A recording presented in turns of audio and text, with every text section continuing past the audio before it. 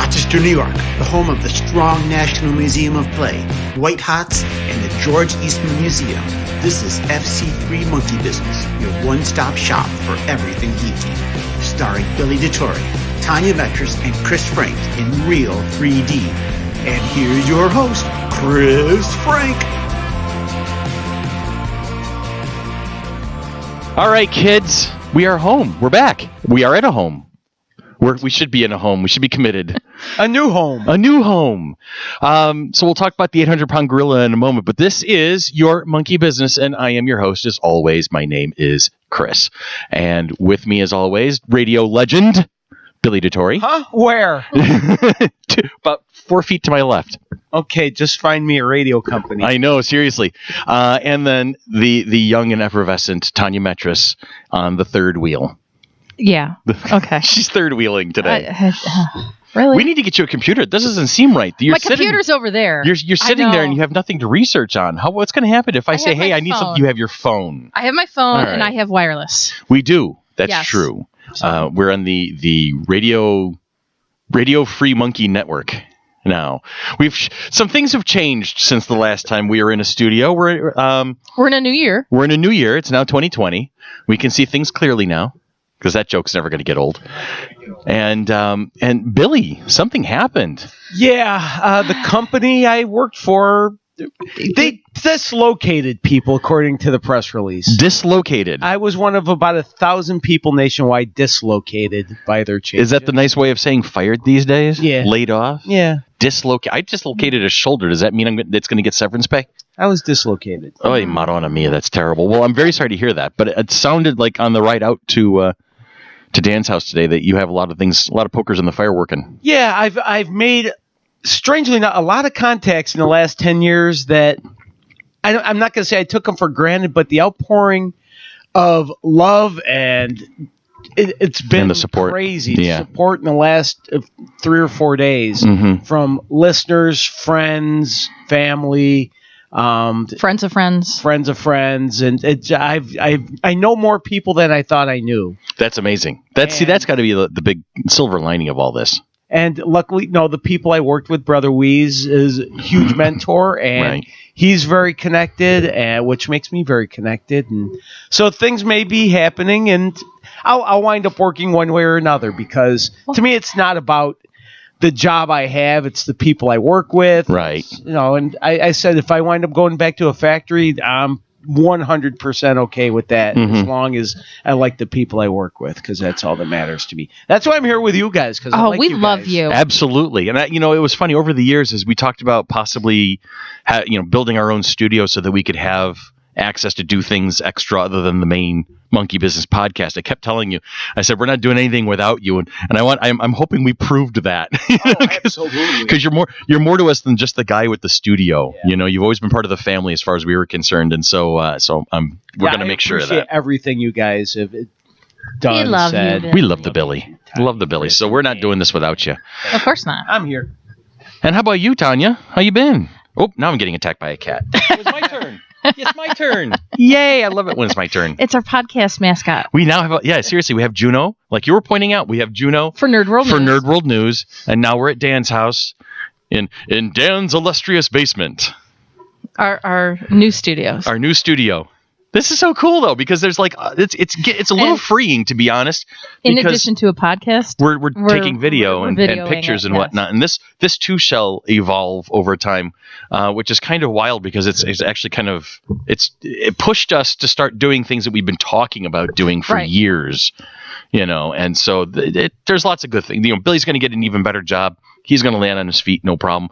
We're doing our thing. This all together. We're all one piece. So this is kind of cool. I'm enjoying this. And if one good thing has happened out of this, I got to be even more geeky. Last couple days, Susan and I have binge watched Firefly. Nice, I've fantastic. seen it before, but we wanted to watch 14 episodes in 3 days, plus the Serenity movie. And you don't have to set an alarm right now. No, I've been going to bed at like 1 in the morning. Instead of getting up at 1 in the morning. Yeah. My only alarm is a cat that wants to be fed. Juno was doing that because it gets cold in the basement, or it gets cold in the kitchen where I keep her crate at my house. So I've been letting her sleep on the bed with me because I got this big old queen size, and just me. And at about 3 o'clock in the morning the other day, I woke up to the most awkward and invasive wet willy known to man. I'm like, what? I shock awake, and I'm like, what the hell is going on? And then I realize it's her, and I'm like, Jesus, Juno, what the hell? And then she jumped off the bed. She's standing at the doorway, and I'm like, okay, fine, you get to go out at 3 in the morning. I hate you. And that's why when Ann said, oh, I'll take Juno to my house, I'm thinking that might not be a bad plan. For a day or two, and then Ann's delivering her to somebody else. She's now a year old. She's still a nuclear reactor with paws. Basically, she's gotten some. She's chunk. To her. Yeah, she's a chunk now. Yeah, I feed her twice a day, whether she needs it or not. Apparently, so yeah, my fuzzy super chunk. Anyway, no. How you doing there, T? Not too bad. I'm rocking some of my 49ers colors for the championship Sunday. Oh, right there. So I'm hoping that they'll be going to the Super Bowl. Possibly Super Bowl bound 49ers. I'm hoping. So, of course, we're recording on a Sunday, and we're going to drop this on Wednesday. Hopefully. As we always do. Yeah. So, I have that, and I'm just a teeny tiny bit stressed out. Why is that? My baby's no longer going to be a baby anymore. What do you mean? He's turning 21 on Friday. Oh, Tyler, my firstborn, he's going to be 21 on Friday. 21 on Friday. Evan has already brought him alcohol and has put it in the cabinet. So my mom's yelling, "What's his number? I'm going to give me his number." And she doesn't want to hear anything about her baby grandson being able to drink. Oh, she's going to be mad when the prostitute shows up. Funny you should mention that, because my Uncle Scott. Because funny you should mention that, really? Because my Uncle Scott on our Christmas holiday party on the Sunday was talking about in a month that Tyler's going to be 21, so they were going to take him to a strip club. Oh my God! And I want to go to that just to see his reaction. And Tyler got so red and was so embarrassed and whatever. And now it got my Uncle Scott, my Uncle John, my cousin Johnny. My dad was even going to fly back from Florida for this and everything. And Tyler's now not wanting to come out of his room. So we now have a nickname for my Uncle Scott. It's now Uncle Kinky. Uncle Kinky. Uncle Kinky. So call him Hugh. So Tyler's a little freaked out by it, but Deanna, one of our other board members and friends, she asked me yesterday. Well, T's been on the show on several occasions. What kind of alcohol Tyler likes? And I'm like, well, because she's going to get him something. He doesn't know yet. He's had a sip of stuff every so often under the guise and doing it at home in front of the parents. In front of the parents. Monitored. Yep. That's how you teach him. And I said, not your father's root beer, because it's not very potent or alcohol wise. And it's also horrible. My mom's freaking out about that too. She's like, give me Deanna's number. Let me get it. And we're laughing hysterically. What was your first legal drink? A Long Island iced tea, and it is like one of the worst drinks ever. It depends on if it's blended the right way, because if it's blended the right way, it's so amazing. Yeah, no. Billy, I know you're not much of a drinker, but I don't drink. Have you ever? I've tried beer. I'm with you with that. I don't like the taste of beer. And if I'm gonna drink something sweet, may as well drink soda. And save the few brain cells I have left. I have better ways to kill my brain. Video games and cartoons and good movies. Binge watching Netflix all day. My first was a screwdriver. My buddy Bob Meadows mixed it up for me. They were just coming back to campus for their senior year, and he was a year behind me in college. And so I came out to the party, and since my birthday's in September, I'm right at the beginning of the school year typically, and so my very first legal drink from September 1st, it hit midnight. Boom! Now it's September 2nd. He just walked in and handed it to me right there. He goes, "Drink this," and it was orange. I said, "What is it?" He goes, "It's orange. Drink it." I'm like, "Okay." So and it turned out to be a screwdriver. So there's some trivia for you. I think that's. As I kick my water bottle across the room, I'll get that later during a break, or the cat will bring it back to me. I don't know. But that's kind of the gist of things. We're to this. We're going to take a break in a moment, but when we come back, We're going to be doing a look forward to things that are going to be happening in 2020. We'll talk a little bit about FC3. We'll talk about what we plan on doing with the podcast. We're going to talk about movies and TV that's going to be coming out in 2020. But we're also going to have a series of questions that Ann has put together since we're essentially starting over. New studio, new way of doing things. We're going to kind of try to do some different stuff. Take the whole company into a different direction. Get to know your nerds. As we've done in the past a couple of times, we've had some fun doing those quizzes on Facebook and things like that together. So this is going to be a little questionnaire, and we're going to do that as well. So we're going to take a quick break. When we come back, we'll get into looking forward.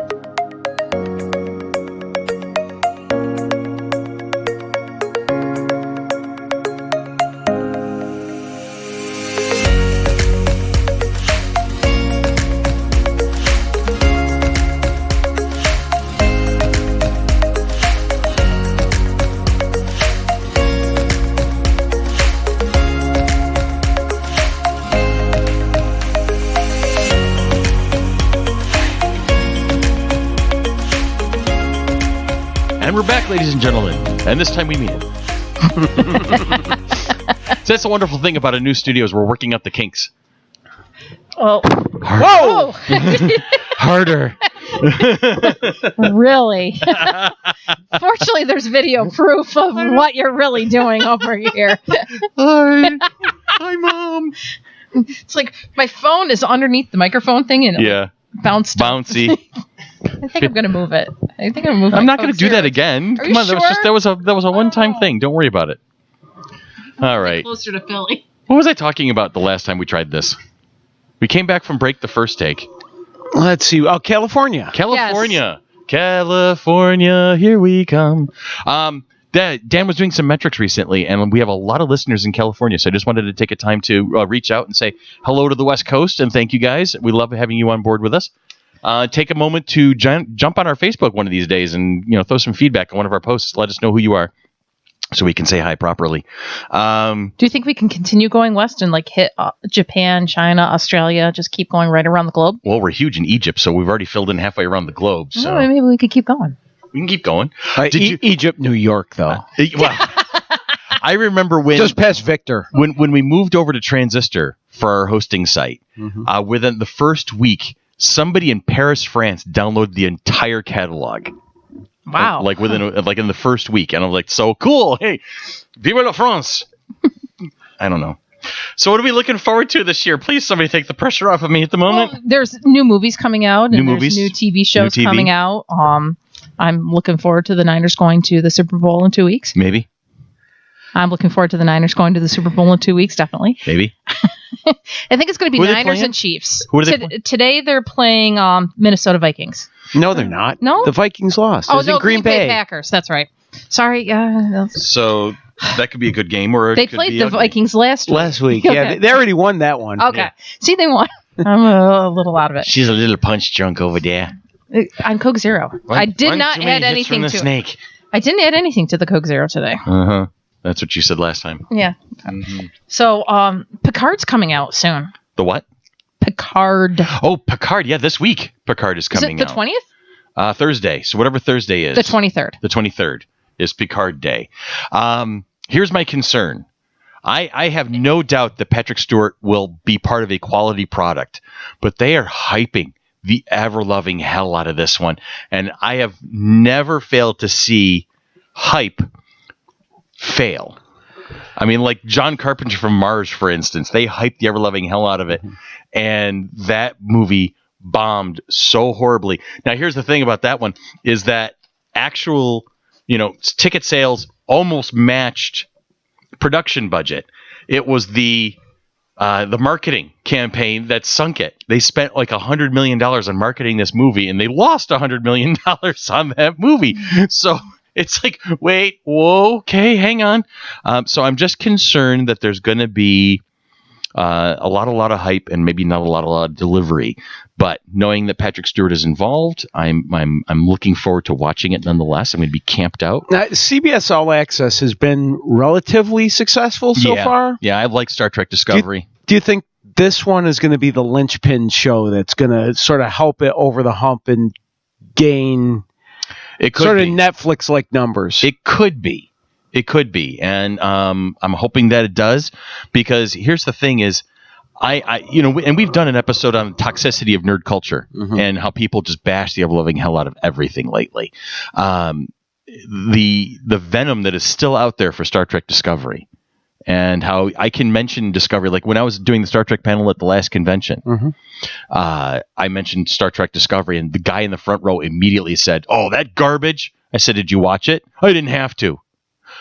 Okay. But still, you now have officially missed the point. See, why would you not want to watch something that you loved? I know, seriously. I love all of Star Trek. Voyager, I'm still a little quickie, but still, at least give it a chance. You know, if I've been a superhero fan forever. Yeah. You know, and I've fallen behind in my CW shows, Me too.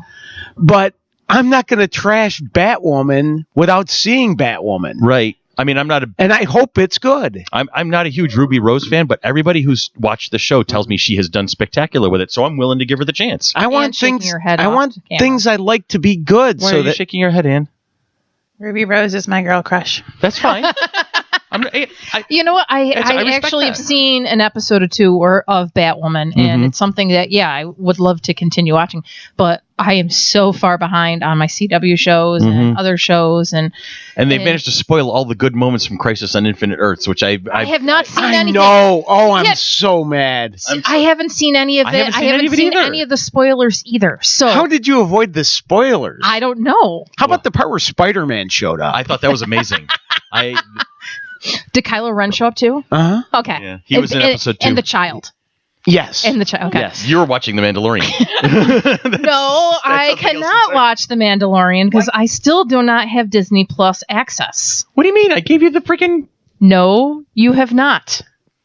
Somebody give me a piece of paper right now. How many times have I said, like, whatever? No, I have not gotten it. No, my concern this week is, will my Spectrum internet actually stay on long enough for me to watch Picard? Your Spectrum internet is as stable as our current president. I'm just going to say that. Oh my God. It like last Sunday, it was down for 13 hours in our neighborhood. Jeez. Yesterday, it was out for like 2.5, 3 hours. At least an hour or so every day. I can't wait for Greenlight to finally install in my neighborhood. And I've looked at the Greenlight to see where we are in the status queue type thing. Our neighborhood's only at 52% interested. Yeah, mine's like 60 something. And until you get 100% interested, they're not going to come.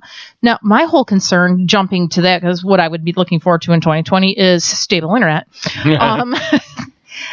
We've got people that probably don't even have internet or don't even know to potentially sign up for Greenlight and things like that because they're maybe not aware of anything because they live underneath a rock or something like that. Or here's an idea. It's election season, right? So people are used to people with petitions showing up at their house.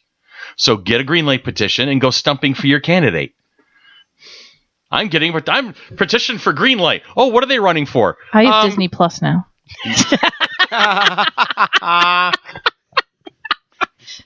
It's fine by me. Thanks, Ann. You're welcome.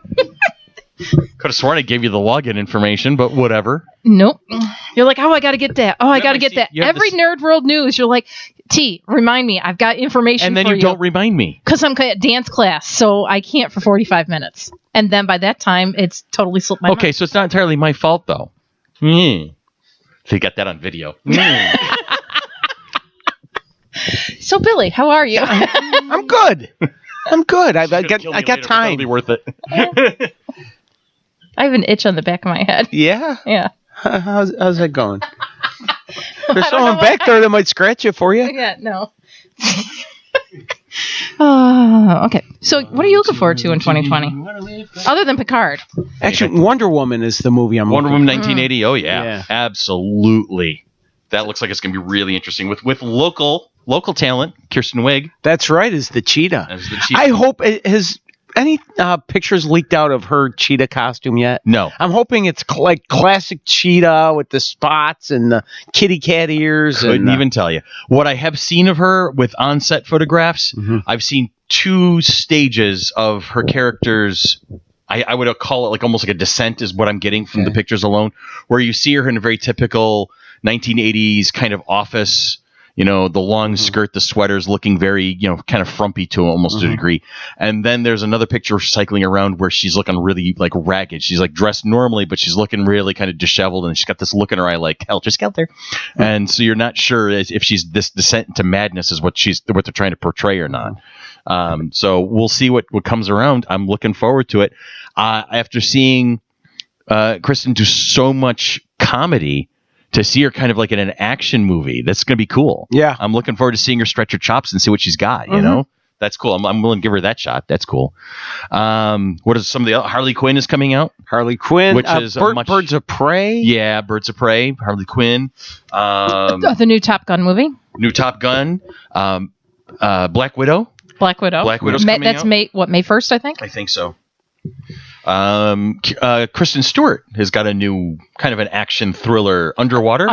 That's the one where it goes. They're digging on underwater. They're digging or mining on the bottom of the ocean, and they hit something and it cracks, and they it's dug like too deep and too greedily. Something Wait, like there's a Lord of the Rings reference. Never mind.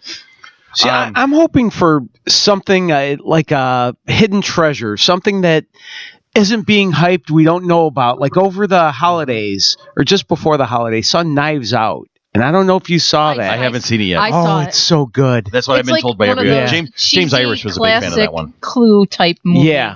Just a fun murder mystery, tons of twists and turns. And when something's a surprise, it avoids the overhype that Chris was talking about, the possibility with Picard. If you don't have the hype, you get pleasantly surprised by some things. Right. Yeah, it's like I'd like going to the movies when the trailers are all like the trailer for the movie is only like the first 5 minutes of the movie, and then everything else is a surprise. That happened with Endgame. Yeah. That they saw whatever, and it happened in like the first 5 minutes. The trailers of Endgame had absolutely nothing to do with the movie. It turned out, we didn't know that at the time. Yeah. So that was a pleasant surprise to actually have 2 hours and 55 minutes that had no idea what was going to happen. When the first official Rise of Skywalker trailer came out, and people were like, what? That's just a bunch of hero shots. What the hell? There's nothing to it. I'm like, yeah, they're not telling you the damn story ahead of time, idiot. I try to actively avoid trailers unless I see them at the theater. Like, I don't go on the internet and wait for the trailer. The next trailer to drop, or when it's like during football season, that's like, at halftime they're going to show the trailer for this. And then like the next day, one of my students is like, did you see the trailer? I'm like, no, I didn't. He goes, pull it up. No. I'm like, it's great that it does create a certain level of excitement. It always has. That's always a good thing. So, let's see. What are this? There's a new James Bond movie coming out this year. I've always been a Bond fan. Me too, especially Daniel Craig's Bond has been. I'm going to say it. Daniel Craig's the best Bond. He has been for me the best Bond, and I've seen them all. I mean, and I'm not trying to throw shade on anybody before him, except for maybe George Lazenby. Sorry, George. But he has really been quintessential. I've read the books. He's been great, yes. And this is the guy closest to the novel, the actual character. The Spectre movie wasn't as good, though. No. Casino Royale was fantastic. Skyfall I loved. But Spectre wasn't that... He's great. Spectre was the most recent one. Yeah. Daniel Craig is great as Bond, but to me, Goldfinger to me is just my Bond it's a classic. movie. Absolutely classic. Because that's always the tough part when you're in a position like ours with podcasting and being quote unquote experts on things is I always want to make it clear that I'm not trying to malign anything that came before it. Exactly. I'm just telling you I appreciate this one the most. Yeah. My first Bond was Roger Moore, and I didn't realize a lot of people didn't like him. I enjoyed The Spy That Loved Me and Live and Let Die. Fun movies, good movies, and those are the first ones I saw. Of his Pierce Brosnan was good. If you talk to my buddy Chuck from high school, Chuck did not like Pierce Brosnan at all, but I think he got screwed when he originally was supposed to get the job and wound up locked into the Remington Steele contract, which NBC brought back for an extra season after they'd already canceled it. So he took the James Bond gig. No, we're going to bring Remington Steele back for one more season. Yeah, and so that was such a hatchet job on their part to do that to him. So Timothy Dalton wound up with the job for one movie or two, maybe three. No, I don't think it was that many. I think it was 1, maybe 2. Tanya, are you looking that up? What the Timothy Dalton? How many James Bond movies was he in? I think it was just I want to say it was just 1 or 2. Let's see. View to a Kill was Roger Moore. That was his last, wasn't it? Yes, it was. And so then it was Living Daylights. The Living Daylights is one I'm thinking of. Yeah. Living Daylights, License to Kill. Okay, so you had 2 of them? So you had 2. I think so. I didn't think he was going to last long. So. And he was fine. Yeah. He did fine. Yeah. He was very grim, which I thought was good because that's the character. Yeah. You know, I mean, that's me being a purist because, like I said, I read the books when I was in college, Ian Fleming's actual James Bond novels, and the character was very serious, very self-destructive. Like, there was a scene, I can't remember in one of the books, I can't remember which one, but there was a scene where he's like, I do what I do because somewhere along the line, I'm hoping I die in the line of duty because I can't live with myself anymore. You know, so it brings up a whole ton of issues, but that was just like, he'd throw himself into things and he'd be the womanizer and the drinker because he just didn't care. That's how he was so good at what he did. He had no empathy. Right. You know, or he might have had compassion, empathy for others, but none for himself. Yeah. It was a very interesting character. Do you know what movie I'm sort of worried about? Doolittle. I am too. I really am. Robert Downey Jr. is a great actor, but the trailers haven't grabbed me, and they almost feel like a Disney throwaway movie. I'm not quite sure what the vibe of the movie is supposed to be. Lighthearted, serious? Yeah. I'm not sure. I'll let you know. My parents are seeing it right now. Oh, is it out already? I thought it was next week. No, it came out on Friday. Past Friday, the 17th. Okay. So they went to watch it at 11:45. Because I get the feeling, for some reason, in my mind, I'm connecting it, Robert Downey Jr. with the Sherlock Holmes movies that Downey did. It almost looks like he's channeling that character. Yeah. They're kind of disposable. Fine, fun, but not... Maybe this is just his first step towards separating himself from Iron Man, from Tony Stark. You know, just do this. This is, you know, he's right now. The Marvel Cinematic Universe has made him so rich that he can do whatever the hell he wants. He's such a good actor. I'd like to see him do a serious Chaplin and I'm sure he will. Yeah, I'm sure he will in time. But right now, I think he's just stretching his legs for the fun of it. Right now, Rotten Tomatoes is giving it 18%. Wow. Oh my. I got my vibe was right. Yeah. Dr. Dolittle lives in solitude behind the walls of his lush manor in 19th century England. His only companionship comes from an array of exotic animals that he speaks to on a daily basis. But when young Queen Victoria becomes gravely ill, the eccentric doctor and his furry friends embark on an epic adventure to a mythical island to find the cure. Excuse me. Where they find Eddie Murphy. Is Susan? I got that reference. Is Susan Downey his wife? I don't know. I don't think so. Yes. No, yeah, she is. Yeah. It is. She's one of the producers. Okay. Like I said, I think, it's like I said, he's so successful because of everything he's done up to date that he's entitled to go ahead and do whatever he wants for fun at this point. I think he's just doing a lighthearted, like just to entertain and do something to keep himself busy while he's getting ready for the next big projects. A video recommendation. If you've never seen Hearts and Souls. Hearts and Souls? Robert Downey Jr. back in the early 90s. Just a romantic comedy. Okay. But he plays a guy who has the spirits of 4 people that died at the exact moment he was born. Yeah, so he has their souls attached to him. And it's just a wacky comedy, but it's sweet and it's funny, and I recommend it. I do remember that one. I never saw it, but I do remember when that came out now. On the 14th of February, Sonic the Hedgehog is coming out. Now, while this is probably not Oscar-worthy cinematics, I'm going to go see it because that's my tribute to the producers and directors of this movie who recognized that there was a fan backlash and chose to suck it up and spend the extra money to fix the appearance of this central character of Sonic the Hedgehog.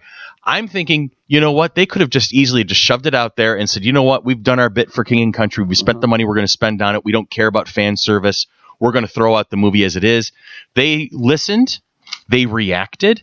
And they took the hit to the wallet to fix it and hopefully make their product better. For that alone, I may hate the movie, but I'm going out and I'm going to give them my money because I want to support that kind of decision-making process. I think you're right, because on my social media, there's a lot of backlash over a recent move made by a media company, and I'd love to see that company change their mind. Oh, yeah. And Yeah. You think? Yeah. Inside joke. I'm sorry. No, it's not that inside. We talked about it at the top of the show. Yeah. I would like them to change their mind too, but just so I could tell them no. Is there a Ghostbusters? There's a Ghostbusters movie coming out. There's a Ghostbusters movie coming out. I'm looking forward to that. Bill Murray and Dan Aykroyd. It's Ghostbusters Afterlife. Mm-hmm. That should be very cool. Another Vin Diesel being all like Fast and Furious 9. There's Fast and Furious, but there's also another one called Bloodshot where he's playing yet another immortal character that goes out to fight the bad guys. Morbius is the next Marvel product to get to the big screen, but that's through Sony. So that's going to be the Venomverse rather than the MCU. So that should be interesting to see what happens there. And that's Jared Leto's redemption arc, I think, because Jared Leto got crushed for doing Joker in the Suicide Squad. In the Suicide Squad movie. The one that looks funny is Free Guy. It's starring Ryan Reynolds. That's like they're in like the video game or whatever. He's an NPC that gains sentience or something like that. The King's Man, which is the third in the Kingsman series, but it actually becomes a prequel. It goes back to the beginning of the actual organization. Dune is getting a remake, and that's coming out in 2020. And we'll round this particular part of the conversation off with hold on a second. Something else. Really, apparently. Coming to America is coming back out. Yeah. Oh, Merry New Year. A new. But it's the number 2. It's a sequel. I'm like, what? Yeah. So Eddie Murphy's back. He's got a couple movies coming out, if not out already, where he does an expose on a comedian on a black comedian from the 70s. That's gotten huge, fantastic reviews. I haven't had a chance to watch it. They took him off yet. the leash and let him have at it. Apparently, he's Dolomite, Rudy Ray Moore. That's it. Yeah, and that has gotten nothing but raves, and I haven't had a chance to watch it. But I'm looking forward to seeing it. And Eddie Murphy might be going back out on stand-up tour. He's working on I saw him back in the 80s at the War Memorial here in Rochester. So, and there's a lot of movies that are going to be coming out through the year, and we'll talk about them as they start coming up. I mean, we can Bill and Ted is going to be. They have another adventure under their belts coming out. Excellent. Party on, Wayne. Anyway, sorry. Wayne. Be excellent to each other is what I meant to say. That'd be the best crossover ever. That would have been an awesome crossover. There's Bill and Ted 4, Wayne's World. They take the telephone booth into another movie entirely. So I'm not perfect. Close. All right. So there's a lot of movies. We'll talk about them throughout the course of the There's a lot coming out through the year because we always talk about something. Because we'll not a book club something of them. We probably will. Actually, has anyone watched the Aladdin remake yet? I have it on Disney. It's on Disney Plus, Tanya. Is it on Disney Plus already? It's not good. It's not awful. It's not Will good. Smith is the genie, right? Yeah. I don't know if I can do it. Dan's hemming and hawing back there, so yeah, that's exactly. Like no one can replace Robin Williams as the genie, and it's hard to go to the live action one when you've like grown up and you've watched the classic cartoon version of it, and you're like singing along and whatever, and it's just. If it wasn't for Will Smith, I would have turned that movie off. I'm sure. 20 minutes in. Yeah. I'm really. It's not one that I'm like, ooh, I got to go watch. I'm bracing for impact because one of my two favorite Disney movies is getting its live action remake this year, and they're already planning the other one. So Mulan is coming out this year, which is one of my personal Disney favorites, and they're already working on Atlantis, the Lost Island or Lost Kingdom. I can't remember what it was. Talking about Tom Holland in the Michael J. Fox role of Milo. And so those are my top two favorite Disney movies of all time, and they're getting their live action treatments. And so I'm bracing for impact on this one. It's hard. I heard an interesting opinion about those Disney live action remakes, and like The Lion King. Mm-hmm. Someone said part of the problem is with the cartoon and animation, you get facial expressions, whereas in the live action you get the face of the lion or the monkey or whatever, whereas you get emotions in the animated versions. And that's true. I can understand that point. Where the CGI is good, it's lifelike, but you're not seeing the human response that these animated characters are able to give. So it's a different outlook on things. And Gilbert Gottfried is Iago. Oh, yes. Yeah. Forever. Yeah, I did not like Iago in the new one. No, I didn't either. Do we know who voiced Iago? It doesn't matter. They only said like 3 words. Yeah. And really? And it was sounding evil. Yeah. Yeah. Wow, that's a waste of There's no a character. conversations between Iago and Jafar. Jafar at all. That's a waste of conversation. Really That's a waste of a character right there. Yeah. Because that's one of those characters that you come to remember from Lion King. So, all right. Aladdin. That was Aladdin. Aladdin King. No, Iago and Jafar is. Oh shit. It's okay. I couldn't remember. I don't know where I am Jafar's anymore. name, so. Timon and Pumbaa was Lion King. Thank you. Aw, And they're so Zazu. cute. And Scar. And Mufasa. Say it again. Mufasa. And Timothy Mouse is Dumbo. And Jerry Mathers as the beaver. So we have a lot of things to look forward to in 2020, but including Chris getting his movie straight. Yeah, well. Did you get a lot of sleep last night? No, Yeah. it's par for the course.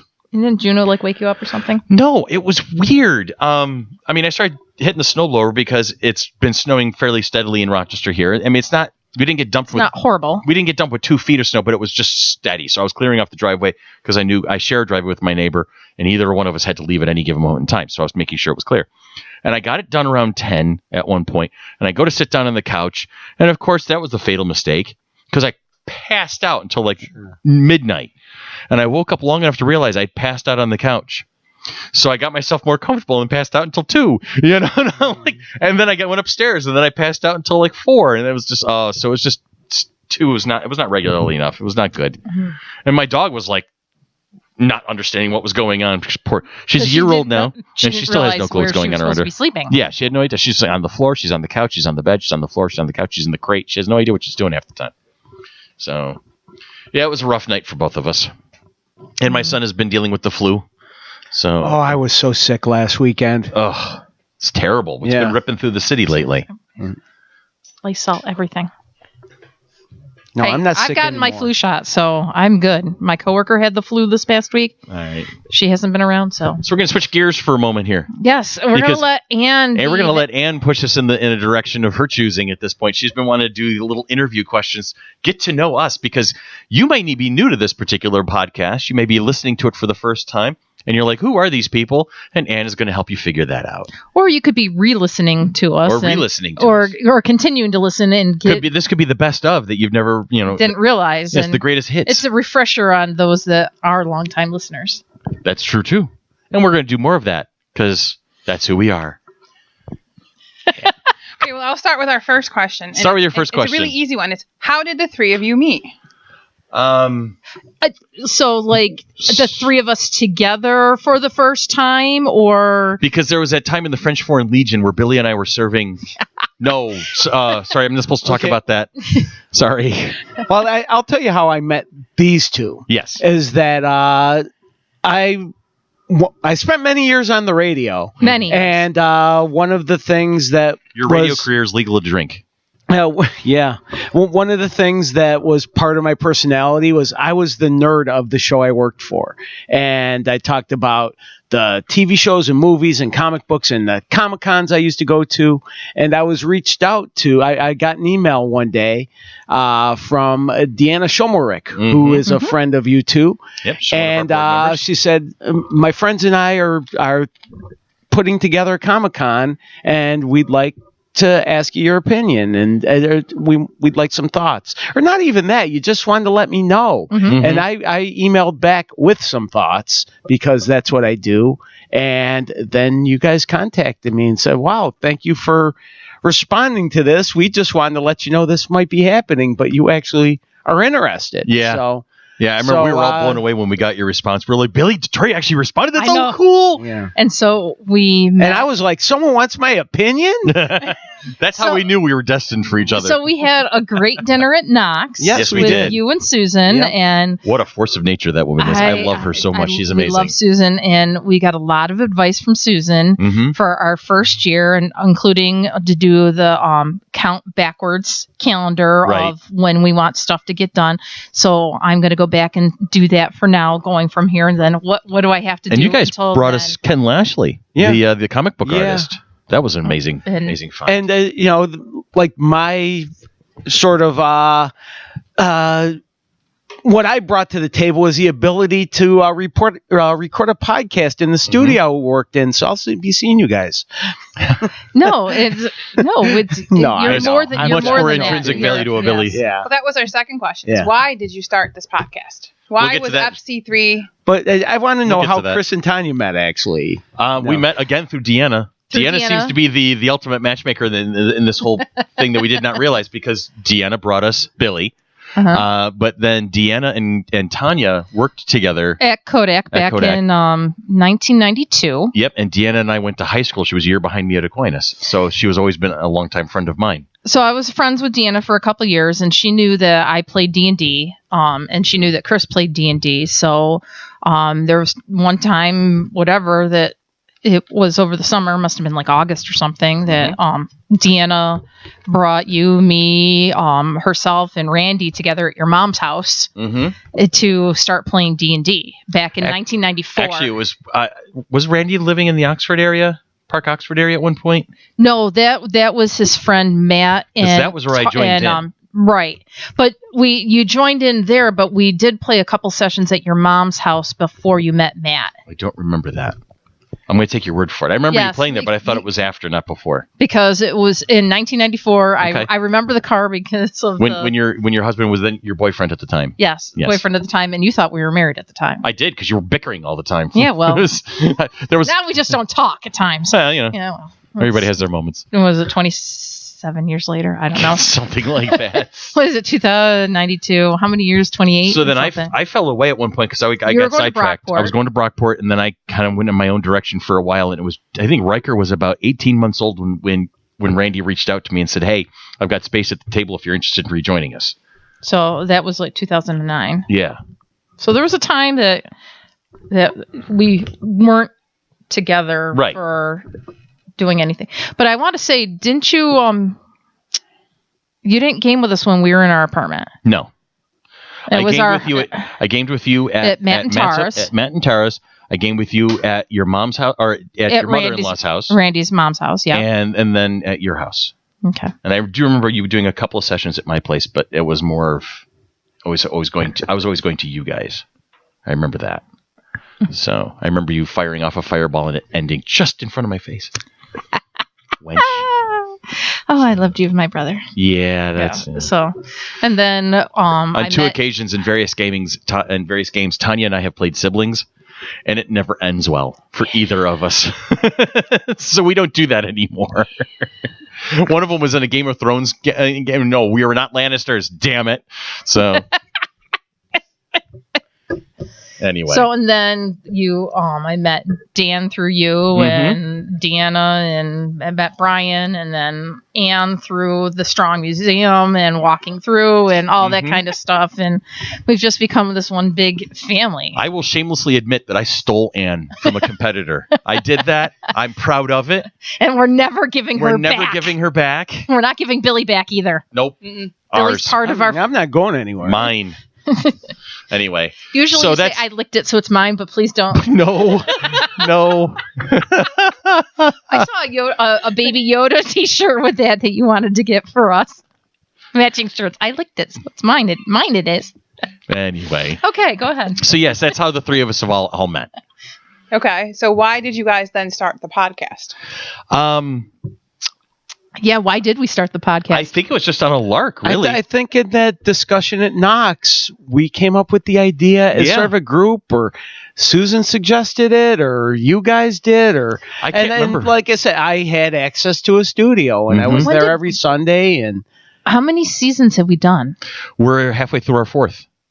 Okay. Yeah. So, and they have not, to be sure, they have not been regular, like calendar years and whatnot. And like the first season was maybe like 8 or 9 months, and the second season was like 14 months. And they've been kind of erratic. I just kind of would arbitrarily at one point just say, we're going to do a season finale now, and that'll give me an opportunity to take a break. Well, now we're trying to do the seasons like TV seasons or whatever. That we did our midwinter break, and it's kind of like what Survivor's in its 43rd season, and it's because it does like 3 but seasons somehow a year. The Office was only 7 seasons long. Yeah. Well, Dancing with the Stars is like 30 seasons. They do like 2 or 3 seasons a year. Yep. Which you can do in a competition show like that. So I think it just came out of the conversation that first night I met you guys as just an idea. And we've here we run are. with it. Yep. I can't remember. Did we do the? Did we had the first FC3 before the podcast started recording, or was it? We did the first show. We had FC3 year 1 in 2016 before we started podcasting. Okay. Really? Yeah, I think so. I remember it differently. I don't know. I don't remember anymore. All I remember is I was very, very nervous to be on. And now you're a natural. No, now I'm just like, You've now there's hosted. Video that I had to put makeup on today because we were going to be on video. Oh, I'm I was video ready for today. Wait until the long-awaited, long-talked about naked episode. The long talked about naked episode. That'll be behind a drape. Yeah. It'll be those two. Toga. And help. Okay. Next question. Why the name FC3 Monkey Business? That is an amalgamation of two different things. I mean, our show, our Comic-Con is the Flower City Comic-Con, which runs by the nickname of FC3. And then we created the parent company along the way to have that legal umbrella to hold everything together of Mighty Monkey Corporation. All right. So Mighty Monkey Corporation produces FC3. And then it was like a natural fit. FC3's Monkey Business, Monkey Corporation. I even joked one point, if we ever get corporate offices, I'm calling it the Monkey Barrel. So it's just one of those kind of thematic. A barrel full of monkeys. A barrel full of monkeys. Yes. It's one of those thematic kind of things. Mm-hmm. Okay. What is your favorite podcast you have recorded so far? Oof. There's been a couple of them. Well, let me guess. Yours is the interview with Jeremy Crawford. That's top. My three favorites were all interviews. I can think the ones I would name off the top of my head are all interview ones. Christina Ariel, Hillywood Show, and Jeremy Crawford. With Jeremy being the top of the three, Christina right behind him, and then the Hillywood girls because they were so much fun to talk to. I'm gonna go with the Poetry Slam. Poetry Slam was awesome. That was very funny. We need to do that again in 2020. We've been talking about doing a Poetry Slam too, and I think we need to actually pull that trigger finally. Because that was that was cool. I think one of my favorites is when the girls took over the studio and did Legally Blonde with Billy. That I was going to mention that, but mostly because at the end I wound up singing 3/4 of American Pie over to promote the karaoke night. Yes, that's great. So I think that's. And I just got to act with outrage. I still don't understand the love for Legally Blonde. Susan loves it. You guys love it. And that movie is just not good. That movie's just not good. The musical's even better. Oh, I bet. That's amazing. Oh, dear Lord. So who is the favorite person you have met from podcasting? Oh. The favorite person I have met. Either having in studio or interviewing by the phone, other than Jeremy Crawford. We know how much you fangirl him. I did fangirl.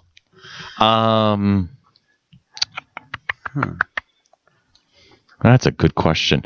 I think Mark Oshiro, our very first. Oh, big he was interview. good. He was a lot of fun. It was one kicking around in the back of my head too. Yeah, Mark Oshiro. That was the first big interview we ever did, and it went spectacularly because he was so open and so easy to talk to, and I loved it. Tanya fed him the line so he could start talking about. He'd just written a book. This guy Mark Oshiro, who does a lot of blogging and YouTubing and writing books apparently. So Tanya goes, Mark. What's this I hear about a book? He goes, oh, yes, guys, I wrote a book. And he was so excited about it. It was like he was talking to his best friends. He's like, guys, look what I did. And it was so cool. I mean, we just had such a riot talking to him. So yeah, that's definitely one of my favorite people to have met through the podcast. Yeah, would have to agree. Just as a wrestling fan, I just want to bring up Colin Delaney because I've watched him wrestle. Yeah, I don't. To be honest with you, I don't remember if the podcast was good, but I've watched Colin Delaney wrestle on TV, and I've been a fan, and so it was fun having him in the studio. Was a lot of fun. Yeah. He's a good guy. He's just low. He's so low key. So it's interesting to see that dichotomy between the on-screen characters that these wrestlers have, and then their off-screen, normal human personalities. It's interesting. We've done so many interviews and things like that like all the names and faces start blending in to me that I'm just like I can't necessarily. Do you remember when I interviewed you? Oh, I hate you. We did the dry run. We did this whole episode where we just interviewed each other just to start getting used to the idea of doing it. It was I remember. It was like our that. NASA Mercury program. It was just testing out to see what it would be like. And sort of like today. It's sort of like today. But I'm much more better at it today. Oh, you are. You've come a long way. Tanya, I think you've evolved the most out of the three of us. I'm still get great. nervous and a little fluttery in my stomach when you've been on vacation or whatever, and I'm like the primary person, and I'm just like. By the way, I'm so comfortable with your skills that I can now officially announce my retirement from the podcast. It's all yours. It's all yours. I'm taking Billy. You mean you're not firing me? I am. You're not dislocating me? No, I will come and pick you up. Although I have a feeling that later today, Tanya's going to try and dislocate something on me, most likely an arm or something.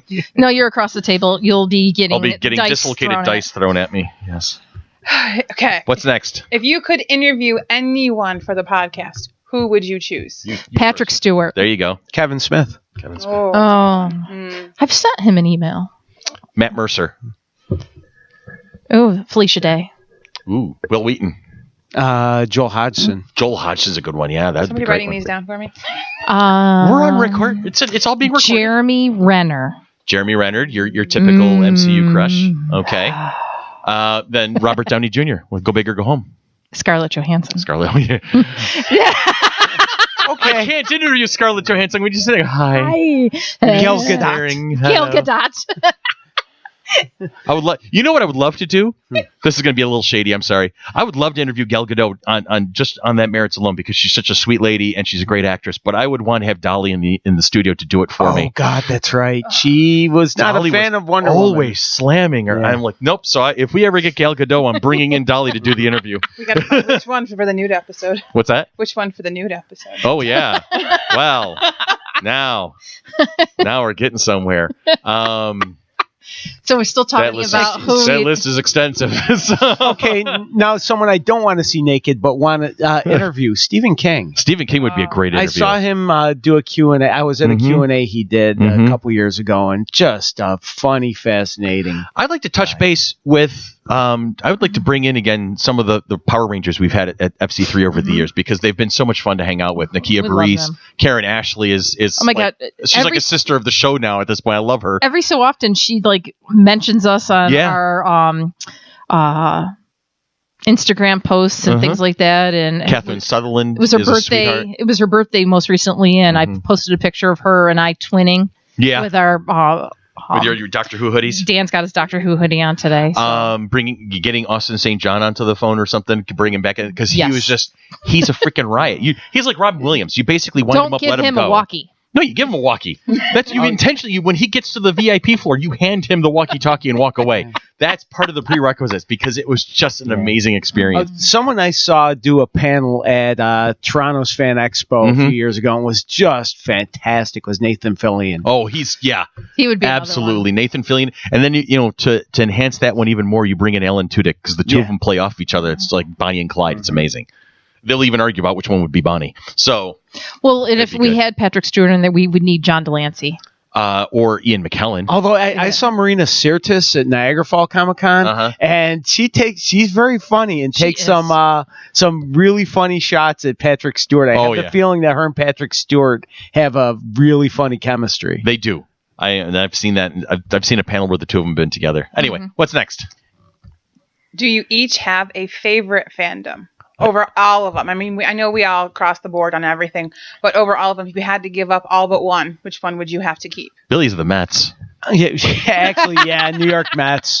After that, probably Billy for manager. Probably comic book superhero. Batman is your big guy. Yes, Batman, Superman, the DCs, but Spider-Man and Fantastic Four were always my Marvel. Oh, great stuff. Too. So I'm going sort of comic book nerddom. Okay. That's fair. How about you, T? Fandom that I would have to keep Star Wars. That's absolutely key. And I've talked often Doctor Who for me. I'm a big Doctor Who fan forever since I was little. It's one of those fandoms that stuck with me right there with Star Wars and Star Trek. So Anne, what fandom are you keeping? You're asking us the question, so I'm going to throw it back at you. Which one are you keeping? Star Wars. Star Wars. Yeah. Yeah. Well, I mean, the whole wedding's based on it. Yeah, I know. Yeah, well. I remember. I was there. Really? Me too. Yeah, you didn't see me. Might have been hiding behind something. Anyway. Okay. Mask. If you're all having a real bad day, what is your... I had one of those recently. He got a lot of outpouring of love and support from all of us. Yes, I did. All right. Do you have a favorite book or movie or go-to cheer you upper? Tequila and Minecraft. I'm just throwing it out there. You asked the questions. If you're having a bad day, what's your go-to for if it's I want to say I try to put, like, for me personally, I try to put on maybe like my 60s, 70s, 80s music and just start singing along and say F it, whatever. And I usually touch base with some of my friends. And just I will typically know when she's having a bad day while she's actually having it, because she'll start texting me. I'm gonna kill somebody at work. She'll start texting me a play-by-play. This particular student's pissing me off, and then my response will be, smite them.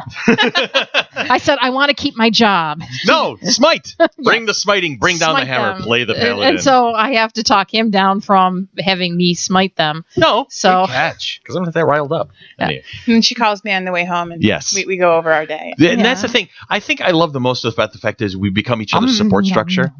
Right? I mean, Billy's gotten a recent exposure to the fact that how many people just love this man, which is great because it's worth it. You know, he's worth it. It's definitely, to be in the Billy fandom, to be in the Billy circle, that's a good place to be because he's such a cool guy.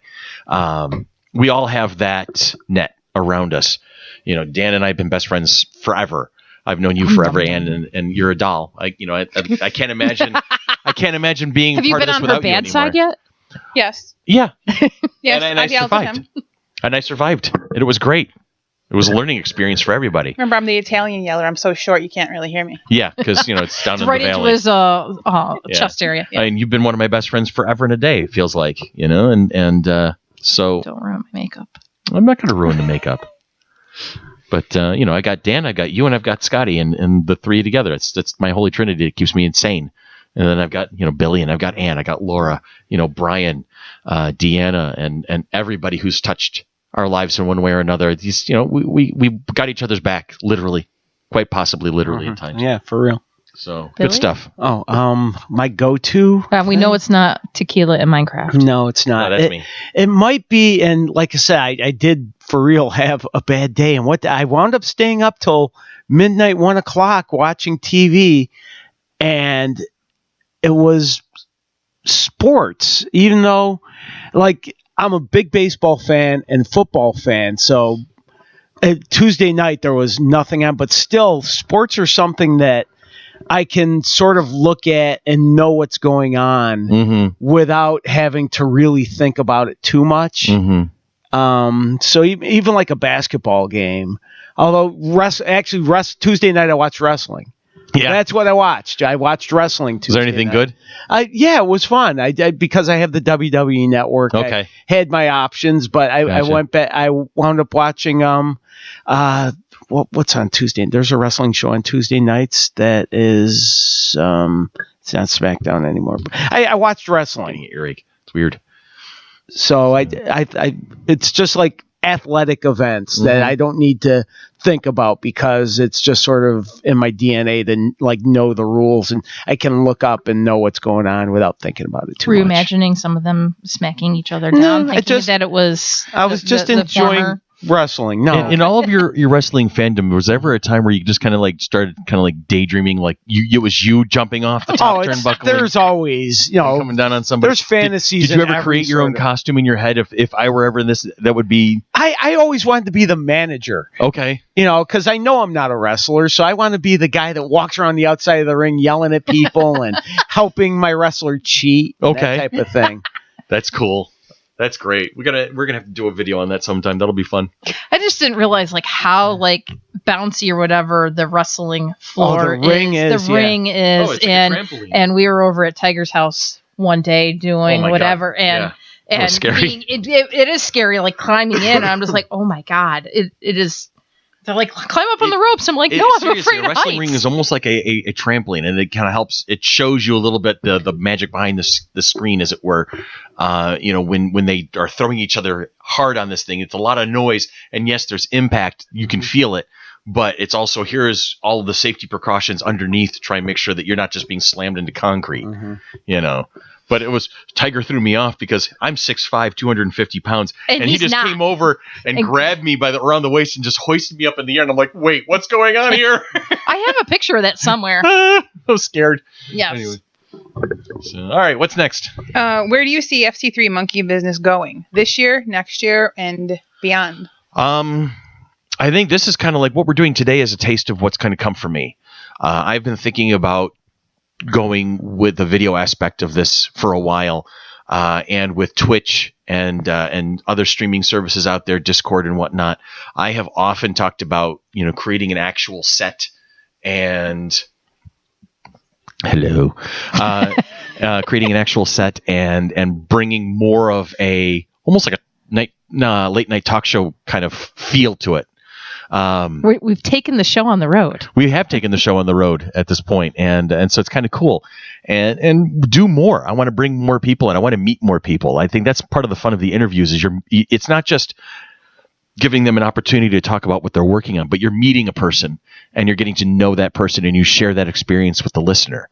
So to have them see it too adds a different dimension, and then finding new and interesting ways of developing that, because we have modern technology, right? It's not just FM, AM, and TV anymore. There's the internet and all of its permutations. So making the most of it and getting it out there and just keep doing it. As long as the three of us can still tolerate each other, we'll keep doing this. So that's as far as I'm looking at it. I just found that today it was very weird not sitting behind a computer. Yeah. We got to get you one. It's over there. But no, it's performing a very vital function. Right. It is just so weird because now it's like, instead of still being back behind, I feel more in depth into it, because I feel like we have an audience tonight, which is very weird. I mean, we've had you guys have been in the studio, right? But you've always been kind of like alongside or behind. But now you're in front of us and we're talking to you, both of you guys are, and it's just very strange. It's kind of like after the football game or after the basketball game, where all the reporters are throwing questions at the team and things like that. It's the post-game analysis. Post-game press conference. And I've always for years I've been so concerned with the technology, the board I'm running, and the computer. This feels good. Oh yeah. I like this.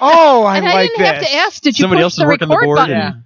Yeah. I like this. And you could just be a part of the conversation. Yeah, I've been able to focus more on the words coming out of people's mouths. Like, oh, what? You asked me a question type thing, and you don't. You're have not to watching search. levels. You're not, worrying about timing for commercial breaks and stuff like that. Yeah. That's cool. And I think the three of us are going to have much more fun if it's the conversation with just the three of us. Yeah.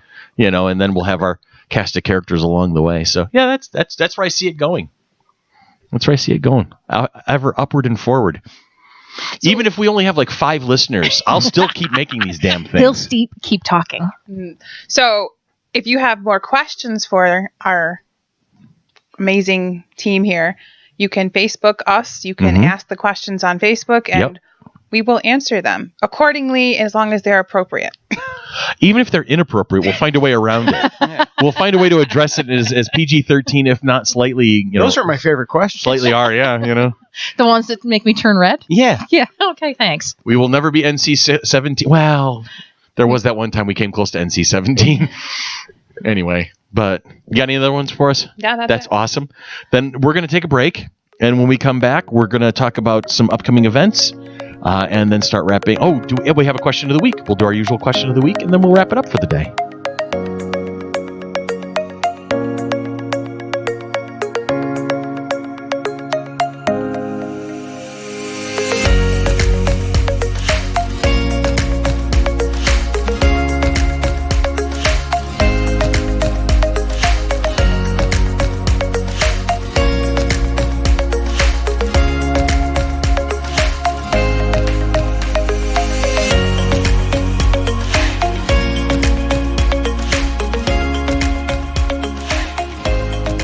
And we're back, ladies and gentlemen. Yet again, here we are. because that's what we do. We've been having fun so far today. Yeah, we have been having fun. This is cool. This is the way we do this. This is why we do this. Billy, how you holding up over there? I'm good. You I'm good? good. You Yeah. having fun over there? I am having fun over here. You know, nothing to do but just kick back and talk. Just have a good time. I don't have to worry. Oh, I forgot to hit the music. Oh, I forgot to pot down. Hey, are we recording? Yeah, exactly. I don't know. Now we can look at Dan. Dan, We can look at Dan. Dan, are we recording? Okay, Dan gives me a thumbs up. We're moving along. This is usually the part of the show to get the life of the highway where you're. Right now, I don't have to worry about who's that person sitting over there. And yeah, is their mic on? Yeah, is their mic on? Can we turn it off? Uh-huh. Oh, and by the way, Tony, you're fired. He's in Seneca Falls. No, Tony's not fired. I'm fired. No, you were dislocated. That's right. Tony's fired. There's a difference. We have some events coming up. We have some of this is the part of the show where we usually talk about events coming up, and you are usually the mistress of the event list. Okay. Not like Elvira, mistress of the night kind of. No, thing. I don't have the body for that. So, or the black dress, or the dark I was going to say hair. certain things we can get around certain things. We just had a game night at 585. Mm-hmm. That was the one that was all family game night. Well, for those that adults only, 18 plus, we have game night coming up on February 5th, also at the 585 Rock and Burger Bar. I believe it's going to be our usual home away from home. Cards Against Humanity, definitely. Some big time. We had fun last time we did it. I want to make sure that Sean's not sitting next to me this time and pulling out my chair because I had a nice big bruise from the last time against Cards Against Humanity. So I'm going to kick him in the ass. So we have that coming up, and then we are helping out a new local convention that they have a show coming up in April. Guys, we franchised. Yes, that's what it feels like. Basically, it's like, oh my god, producers of FLX Con. FLX Con out of Finger Lakes. And can you tell us a little bit more about what's going on there? It is the Finger Lakes Radio Group has asked us to step in and produce a one-day con event for them at the Quality Inn of Waterloo. Correct. Yeah. So we will be taking over their ballrooms, and we have a couple of panel rooms going and a gaming area, cosplay contests, and just our regular scheduled, our time fun, but doing for them. Mm-hmm. That's cool. So that will be Saturday, April 18th from 10 a.m. to 5. Yes. I should probably put that on my calendar so I don't plan something else. Yeah. Yeah, that'd probably be a good thing. Guest announcements will be coming once contracts get signed. So for those that are like, do you have any guest announcements? Yes, they're coming. We just you're our guest. Yes. Be our guest. Be our guest. Put our service to the test. Yes. There we go. Anne's rolling her eyes at us. Yes. Tickets. I don't know where the link is, but tickets are adults will be $10. Children 11 and under are free with paid adult. Ages 12 to 17 are $7 for the one-day event. If you like the FLX Con on Facebook, the link will be there for tickets. Yes. So noted. Do we have anything else in the event? May 30th and 31st, year 5 at the Total Sports Experience. Year 5 of what? Flower City Comic Con. City Comic Con. It's FC cubed. Yes. Yes. Cubed. As Emily FC said. cubed. What's FC cubed? No, it's FC3. Oh, okay. I've been joking. I've been joking around behind the scenes. I want to put together our own little music group and call it the FC4 Flower City Comic Con Choir. Quartet. No, that's FC3 FC3Q. That's an equation for an explosive at that point. We'll sell you the whole seat, but you only need the. You're hurting my brain. I'm sorry. He was up I was late told there'd last be night. no math. I was told there'd be no math in He isn't this. setting his alarm anymore. So. Anyway, so that's cool. We have our big event. And we'll be talking more about that. We have Mick Foley. We have Jason Fount coming. We are still working on other guests, so announcements will be coming once we have contracts signed. Mark Hamill. Anyway. Would you stop with that? People are actually going to believe you one day. That's what we want. Dan is going to have a heart attack over there if you keep saying Mark Hamill. Turned really right. I didn't say it just then. You said that. It was you. You just said that. You keep saying that. Keep saying what? Exactly. Fairport resident Mark Hamill will be there. I don't know if there's a Mark Hamill in Fairport, but if there is, you're more than... I'll buy your ticket, Mr. Hamill. Somewhere in the Monroe County area is a young man named Mark Hamill, and he's invited to the show. We'll even give him a table. He can sit in front of a picture of another Mark Hamill we know, and he can sign autographs. It'll be great. Anyway. So yes, we're still working on filling our guest list. One of these days, this is going to be recording the final moments of my life because somebody's going to reach over and kill me while I'm saying all this crap. And it might be Dan. I could say, "Oh, you're pretty safe because Dan isn't around." Or it could be Victor resident Harrison Ford, who will also be. Who had a cameo at Flower City Comic Con. Oh my God, you guys. Dan's like, we have gone off the rails. Oh, we live off the rails. I know. You have been derailed at the station. When our podcast is at its best, it's because it's not on the. It's not even like anywhere in your the train wheelhouse, tracks. or yeah, not even the wheelhouse. Train tracks. So yes, Nico, more announcements will be coming, and you'll be one of the first people we tell. I promise. You and Pete.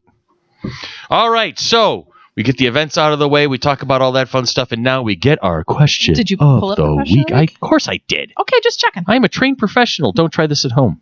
Well, try this at home because that'd be fun. Anyway, our question of the week. Hey, Billy. Yes. What is the first science fiction or fantasy book you remember reading, and what do you remember most about it? It's a funny question. I actually I remember the book, remember very, very little about it. Okay. It was called Half Magic by Edgar Eger. Edgar Eger. Yes. Right. Sounds like a pen name, if anything. Probably. And I remember very little of the plot. I do remember reading it a couple times because I enjoyed it. And if I remember correctly, it had something to do with a coin that someone... It had to do maybe with wishes, and the wish sort of half came true. No, that's what I remember of it. Okay. And when I saw the question, I'm going to have to look up Half Magic because I definitely remember that, reading it as a little kid, and I remember really liking it and remembering almost nothing about it. Okay. That's fair. That's what now I'm going to go to the library and get Half Magic by Edgar Eger. All right. How about you there? It's a 4 out of 5 on Goodreads and 5 out of 5 on Common Sense Media. Well, there you have it. Originally published 1954. Okay. That's impressive. Most impressive. How about you there, Tanya? Growing up, I didn't necessarily read science fiction and fantasy. It was more of like the Little House on the Prairie type books and things like that. So my first... like sci-fi fantasy book that I remember truly reading. I've read a lot. English major, happens. But the one that I always go back to is The Deeds of Paxnarian by Elizabeth Moon. Okay. It follows a young shepherd farmer's daughter that doesn't want to marry the farmer's boy next door type thing, so she goes off to war. A fantasy series. She joins like a mercenary company and things like that, and she gets put into different things where she starts questioning faith and things like that, and then she ends up becoming a paladin of the god of the area. Cool. It is really, really cool. Okay. To the point where I've read it, Sean's read it, I've read it a couple times, Evan's read it, type thing. And the other series is by Glenn Cook. You'd have to ask Randy what it is. I'm sure he has 3 copies of it too. Yeah, he probably does. And it follows another mercenary type company, and that they I know it's Lady and the Master are like the 2 main evil people in it. And it's like just Is it a Doctor Who book? No, not a Doctor Who book. It'll come to me when I'll research it while we're asking you. That's the other one that. How about you, Dan? Oh, Black Company. That's what it's called. Nice job. Dan doesn't have a microphone, but he can shout it out. Oh, you got it. There he goes. Dan's got a microphone. You're going to bring me into this, huh? I am going to bring you into this. We've brought you in all day. I just been behind the scenes. He is the man behind the scenes. But you're going to be on the mic for a moment there. Tell me about, because you're a voracious reader. I remember you always had a book in I don't know what the earliest would be, but it either would be Robert Heinlein, Isaac Asimov, or J.R.R. Tolkien. One of those 3. I've read everything by all of them, so I don't know what order was first, but I just remember always reading. Good. So something from them probably was the first ones. I remember I only just recently, within the past few years, started getting into Asimov's real work. I remember reading Nightfall, his short story, a long time ago when I was in college. But I started reading Foundation, and in the first 2 sentences of the book, I remember stopping and just staring and go, this man was a freaking genius. The amount of imagery he put in just the first 2 sentences of the book. I'm like, there was a master of words. I'm like, oh my God, that was amazing. Did you get into all of the books or just the Foundation books? I haven't really, you know what? I've never been a really voracious reader. I'd like to be. Mm-hmm. I'm hoping that as I've been divesting myself of my MMO habit, my computer gaming habits, I found more time at night to do things. So reading books might actually start happening for me in 2020. Yeah, because you've got the Robots in Empire too, and it's all really cool. Allegedly, he's retired from WoW. I am. I can say that officially. But the other night when I was talking to you, you were just like, when you're like, I'll pay for your subscription, and I thought about it for a second, and I'm like, no, I'm retired. Because as I was doing the mental equation in my head, I was like, I could see the amount of time that I would soak into actually playing again, and I'm like, no, we're off the rails again. Moving back to the question at hand, we'll discuss. You know what? We'll discuss my gaming addiction in our next episode. It'll be a special episode of Can we Blossom. invite Sean in? Sure, because he took my spot. Yeah. So yeah, Asimov, Heinlein.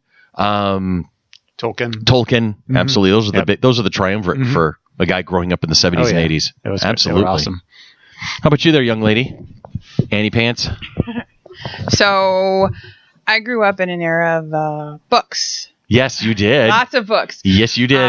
My parents were free-range parents.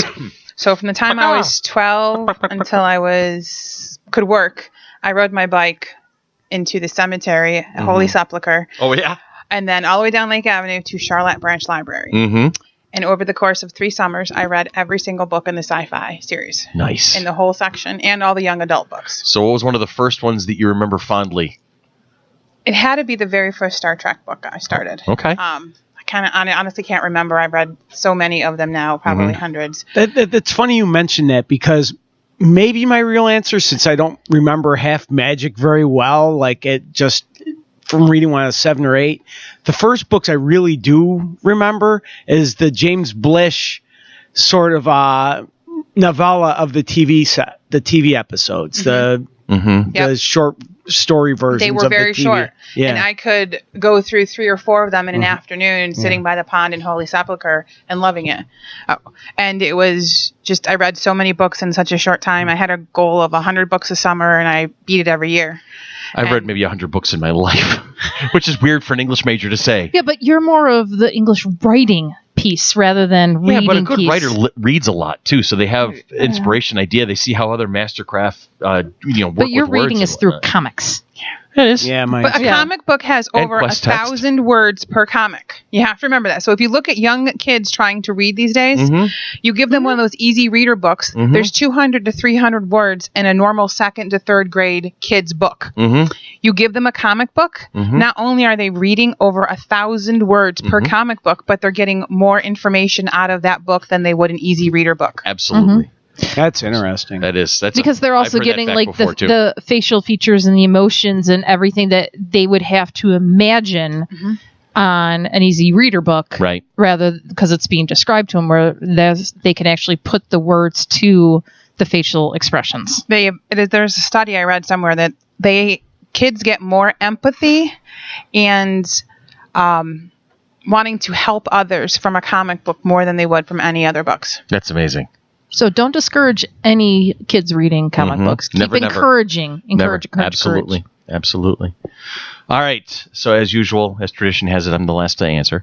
I too remember a lot of the novelizations of Star Trek and Doctor Who episodes. I remember a lot of various books. I did read. I tried to read Hobbit a couple of times when I was 12. Couldn't get through it, but I managed to finally succeed with The Hobbit when I was in high school, and Lord of the Rings when I was in college. Because when Lord of the Rings, it's when I discovered D&D. So that's really kind of when you're immersing yourself into that whole idea. As far as a fantasy book is concerned, I remember discovering James and the Giant Peach by Roald Dahl when I was like 10 or 11. And I mean, that's high fantasy. This young boy finds this peach that had grown to the size of a house through whatever magical means, and all these insects are human-sized insects, and they go on this adventure with flying peach. So I mean, that's high fantasy right there. And just the adventure of it and the whimsy of it, I just thought it was phenomenal. So I think that it strikes me as one of the first fantasy books that I ever read as a kid. Okay, speaking of doll, is Charlie and the Chocolate Factory. Yep. Then I'm changing my answer again. I'm going to jump on it. In Charlie and the Great Glass Elevator. Yep. The one that followed up. That it was with a sequel? Are you kidding me? This is one that's all in space. With the Vermicious Knids. Come on. The elevator going all different directions. Oh, yeah, absolutely. And the Wonkavator. The Wonkavator, which turns into a spacecraft, apparently. So I think that's my earliest memory of a fantasy book that I read. I also remember in terms of sci-fi, like I said, the Star Trek and the Doctor Who novelizations, Return of the Jedi novelization. Mm-hmm. I read that. And I managed to somehow read it before I actually saw the movie. So here I am. I'm the only 11-year-old in my class that actually knew that Luke and Leia were sister and brother before anybody else did. I was like, well, I had spoilers. Anyway, spoilers. If you haven't seen the movie yet, spoilers. If you haven't yet, you probably were just recently born. Yeah, well, and don't understand any languages whatsoever yet. So that's probably I think the only people who didn't know. I have coworkers that have never seen Star Wars. And we don't. If friends don't dance, and if they don't dance, then they're no friends of mine. I know they're coworkers. There's a reason why they don't get it. That's it. So there are two people on the planet. There are people who watch Star Wars and people who are wrong. All right. So are they the ones that watch Star Trek? Probably. Okay. No, I'm not going to get into that. That Star Wars versus Star Trek thing. No, I'm not doing that. That was bait. Oh my God, that was horrible, and I almost took it. In a couple of weeks, we are going to be talking about the Rise of Skywalker. So get ready for that particular conversation because we're going to put our 2 cents in on the finale of the Skywalker saga, and we might even have a special guest at the table with us. Victor's Harrison Ford. Yes. And Parma's Mark Hamill. Yeah. I thought that was Fairport. The Billy D. Williams from Brockport. That's right. Yeah. Oh my God! Somewhere I think at home I have it cut out of Yoda, like one of those stand cardboard cutouts. It's possible. Maybe it's possible. Yeah, I think I have one somewhere. All right. So we're gonna wrap it up for now. So for Billy, for Tanya, for myself, for Dan, and for Ann, this has been Monkey Business, your one-stop shop for everything geeky. You know what? I don't miss that music at all. I really don't. Oh, Dan, we had the new music. We had the new music. Dan, can you overlay Madness by Madness, the British band Madness over this? Because I'm going to just keep talking. Madness, they call it. Anyway, so hold on. Where are we? Purveyors and producers of the Flower City Comic-Con coming at you like a spider monkey at the end of May 30th and 31st at the Total Sports Experience in Gates. Find us on Facebook, like us on Twitter, like us on Instagram, follow us wherever we go, and we will lead you to where the entertainment is. You guys, we will see you all very soon. You have a great week. Take care of you, and we'll see you on Nerd World News on Monday night. Ciao for now. Bye.